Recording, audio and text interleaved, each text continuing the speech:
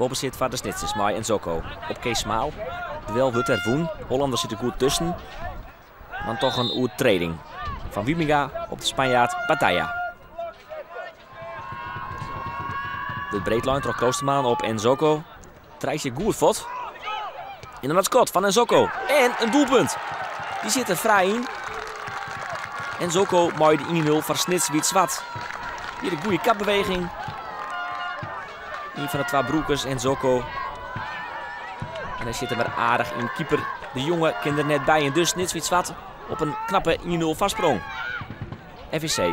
Maar Janno de Jonge, maar de uittrap die komt verschrikkelijk vier. René Hoen had hier de liekmaker op een skoeg. Maar hij zit op Nzoko en ik in de rebound. Zit hier met net in. René Hoen, de klutterman aan de kant van FVC. Hier de liekmaker op een skoeg, maar hij maakt het hem net. Snits Wit-Zwart dan. Maar hij is Kotanus, maar Scott. Nou misschien in de rebound. Nog de kans voor Wieberend Visser. Maar Janno de Jonge zit er in tweede instantie wel goed bij. Rick Jansma in duel, maar Frederik de Jong die wint dat duel. En Kees Maal is er dan van terug van Snits Wit-Zwart. Laat hem even om op Frederik de Jong. Goeie kapbeweging en Nutelli en scoren.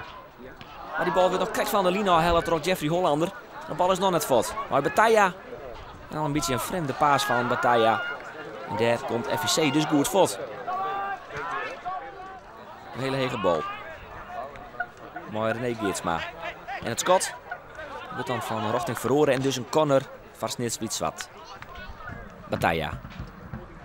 En die komt samen op de holle van René Geertsma. 2-0 dus voor de Snitsers. De onvaller maar de Osa-wichtige tweede goal van Snits Wit-Zwart. En nu wordt het wel heel dreig voor FVC. Die alleen nog genoeg onder winst. Maar ja, als je saf verdedigt je, als je het heel vrij. Dan kun je dus eenvoudig de 2-0 erin koppen. Alseni Bangura. Rare hege bal.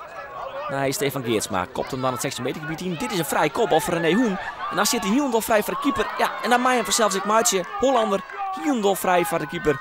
En hij zit hem er net in. En hij zit die net maatje en dan wordt het dreig. Kalsbeek. Nee, Hoen. Kappen, draaien, zitten. 16 meter gebied in.